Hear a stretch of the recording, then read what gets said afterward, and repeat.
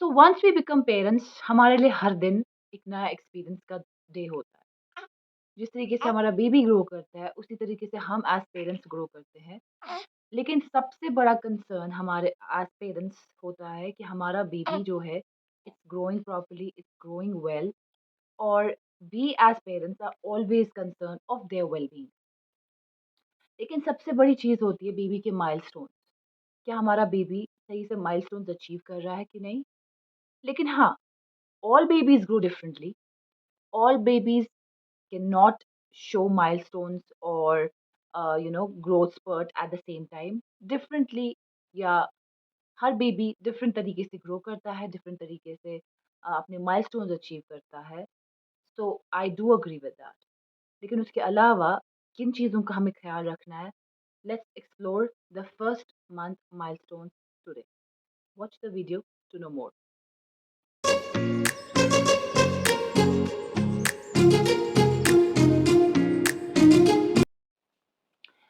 On 2nd of September, when I gave birth to my daughter, I already knew a lot of things. मुझे बहुत सारी चीज़ें बहुत fresh याद थी।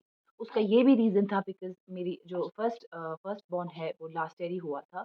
उस वज़ह से कॉन्शियसली मैंने बहुत सारी चीज़ें अपने ज़हन में रखी थी। बहुत सारी चीज़ें अभी मेरे दिमाग में फ्रेश है और ऐसा है कि I am an avid reader about everything, whatever happens, कब होता है, कैसे होता है, everything I keep reading about that. और उसी सब में मैंने ये भी पढ़ा था कि there are things about milestones जो हर किसी पेरेंट्स को बहुत बहुत ज़्यादा तरीके से सोचना, समझना और अंडरस्टैंड करना चाहिए कि कब, क्या, कैसे होता है। लेकिन हाँ, हर बच्चा डिफरेंट तरीके से माइलस्टोन अचीव करता है। इस चीज़ का हमें पूरी-पूरी तरीके से ख्याल रखना है कि we don't rush and become panic once we see कि हमारा बच्चा किसी स्टेज पे माइलस्टोन अचीव नहीं कर रहा है। उसके अलावा, because my daughter has recently finished with her first month in this world, I had noticed some things जो मैं आप सबके साथ शेयर करूँगी। If you are mothers to newborns, ये वीडियो आप सबके लिए है। तो सबसे पहले what I noticed with my daughter in the first month of her journey was that she would only eat, sleep and poop. So this is very very normal in all the newborns. Eat sleep poop ये इनकी 3 basic activities है और 3 crucial activities है, जो ये regular hours पे करने चाहिए। अब हाँ, ईटिंग में भी पैटर्न होता है, स्लीपिंग में भी पैटर्न होता है और with regards to bowel movements of course उसमें भी पैटर्न होता है। Sometimes the first month baby या न्यूबॉर्न जो है, वो क्लस्टर फीडिंग करते हैं, यानी एक साथ after 10-20 minutes feed continue ले लेते हैं, whether that's bottle or that's mother's milk, but they can either go for cluster feeding or usual 2 ढाई घंटा या 3 घंटे के बाद they would normally wake up for feeds. With regards to sleep, yes, दिन में बहुत सारे बच्चे फुल टाइम सोएंगे, जो मोस्टली मदर्स के साथ प्रॉब्लम हो जाती है कि वो बच्चे दिन में सोते हैं और रात को जगा के रखते हैं, या ऐसा भी होता है कि there are some mothers who are blessed जिनके बच्चे एटलीस्ट 3 घंटे सो जाते हैं और उसके बाद they wake up. Then goes the poop. Yes, you must get minimum 3 to 4 diapers, wet diapers per day, and eventually it depends from child to child. अब यहाँ पे कंसर्न आपका ये आता है कि आपका बेबी जाग नहीं रहा है तो उसको जगाइए क्योंकि is a newborn. First month में एटलीस्ट एक पैटर्न या एक रूटीन बनाने की कोशिश ना करें, सेकंड मंथ से फॉलो करें। बिकॉज न्यू बॉर्न में आपका they need your they need feed, they need to eat, so make sure you wake them up if they are sleeping for 3 hours or 4 hours at a stretch, because they may get dehydrated और आपको पता भी नहीं चलेगा। Plus because हमने उनको इतने सारे कपड़े पहनाए होते हैं, वो इतने कोजी हो जाते हैं, सो make sure you don't overlay them with the cloth, don't make them onions, just make sure that they are wearing normal clothes and they are active once they are up. Second thing जो मैं आप सबके साथ share करना चाहूँगी वो ये कि फर्स्ट मंथ में आप एक्सपीरियंस करेंगे कि बच्चा जो है वो स्ट्रेच करेगा अपनी बाजुएँ, अपनी टाँगें, किसी हद तक स्ट्रेच करेगा। वो अपनी गर्दन दाएँ और बाएँ ज़रूर घुमाएगा और उसके अलावा वो कुछ साउंड्स करेगा, मे बी ब those sounds are not, pleasant to your ears, but yes, they would make some sounds. That is their way to communicate. Also अभी बच्चे की आई साइट से अभी उनको उतना विजिबल नहीं होता है, so don't think they are making an eye contact with you, but yes, they are active, that is your most important thing that you should see. Other than that, whenever you hold the baby as a mother, your baby will feel the warmth, your baby will feel good, and most of the time you should do you should spend your time with your baby. That's good for you as well as for the baby, because I don't know whether you have heard about the kangaroo's pouch or the kangaroo's hug. This is basically what happens when you know, most of you would know about the kangaroo. जैसे वो अपने बच्चे को रखते हैं वैसे ही उस तरीके से एक माँ को अपने बच्चे के साथ रहना चाहिए एटलीस्ट फॉर फर्स्ट 40 डेज। उससे जो बच्चे और माँ की बॉन्ड होती है वो बहुत ज़्यादा स्ट्रांग बनती है। और बिकॉज थ्रू आउट प्रेगनेंसी बच्चा माँ के साथ ही रहा होता है, तो इट्स बेटर कि माँ ही ज़्यादा टाइम स्पेंड करे बच्चे के साथ। Make sure you don't separate your bed from your baby, try to sleep with your baby itself. उससे बेबी में एक सिक्योरिटी होती है जो डेवलप हो रही होती है कि my mother is sleeping with me, because they can feel you, they can hear your heart beat. उनको पता होती है कि आप आस पास ही, और वो आपकी आवाज़ पहचानते हैं। Because once you are in the 35th week of your pregnancy, वो पूरी तरह सुन पाते हैं कि जो भी आपने बात की थी वो आपकी आवाज़ ज़रूर पहचानते हैं।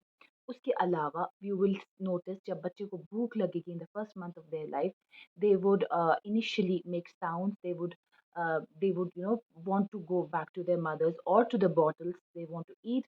But once they are done, they would not open their mouth at all. So once they have burped, once they have finished eating, make sure they have burped well, and make sure you start tummy time in the first month of their life itself.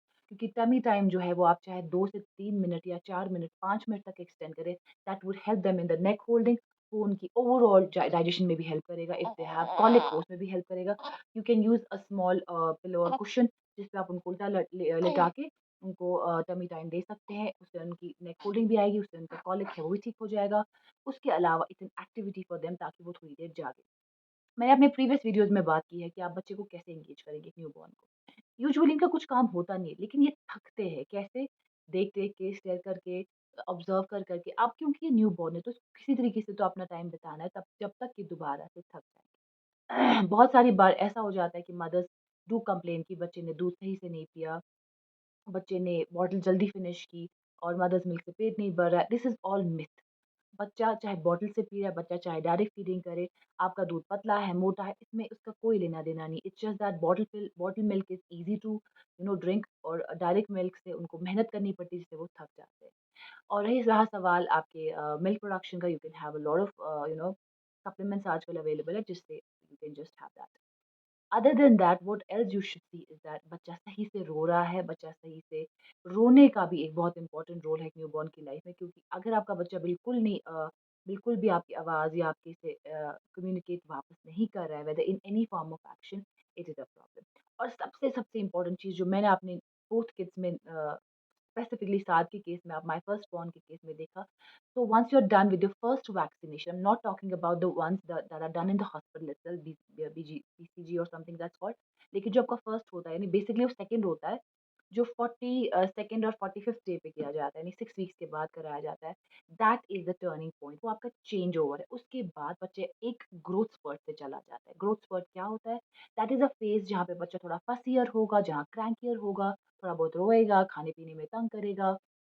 तो first growth spurt जो होता है वो 6 week of life में आता है, जहाँ पे बच्चा थोड़ा कम सोएगा, चिड़चिड़ा होगा। लेकिन most probably that occurs when we are done with the vaccination, that is usually done on 42nd to 45th day of life. तो पहला वैक्सीनेशन आफ्टर हॉस्पिटल जो भी होता है उसमें, उसके बाद आप बच्चे में बहुत सारी चेंजेस देखेंगे। अभी तक आपने बच्चे के 1000 पिक्चर्स क्लिक किए होंगे अपने फ़ोन में, आपकी गैलरी फुल होगी। आप एक दिन बोलेंगे बाप के जैसा, एक दिन बोलेंगे माँ के जैसा, एक दिन बोलेंगे फलानी के जैसा है। बट अब 45th डे के बाद बच्चे का जो एक किस्म का फेस है वो रहेगा। एक आप बोलेंगे नहीं अब सेम है हर दिन, वरना बच्चे की शक्ल लगता है चेंज हो रही है, चेंज हो रही है। But once they are done with the vaccinations, तो एंड ग्रोथ स्पर्ट, वो एक चीज़ है जो आप ज़रूर देखेंगे। और इस चीज़ में, इस मंथ में आपने पूरा-पूरा ख़्याल रखना है कि आपका बेबी जो है वो रेगुलर इंटरवल्स पे उठ के they are asking for feed, because if you let it go कि नहीं सोया है तो सोने दो, it can be a problem later on. तो ये कुछ चीज़ें थी जो मैंने फर्स्ट मंथ में ऑब्ज़र्व किया। इसके अलावा please be sure that whatever diaper size you are putting, it's good for your baby. If you need a diaper rash cream, please go for it. If you need to massage your baby, use pure olive oil, वो सबसे best massage माना जाता है। इस month में आप देखिए बच्चे का अम्बिलिकल कॉर्ड जो है वो ड्राई होके गिर भी चुका है और पूरी तरह से कंप्लीटली ड्राइड अप। और इसमें बच्चे का head shave, because what this is what we do as a ritual here, head shave और जो भी चीज़ें हैं आप वो करा सकते हैं। And this is all for this. I'll come up with other months milestone, but please make sure that you do not hurry up. Ki, why isn't my baby doing this? Why isn't my baby doing that?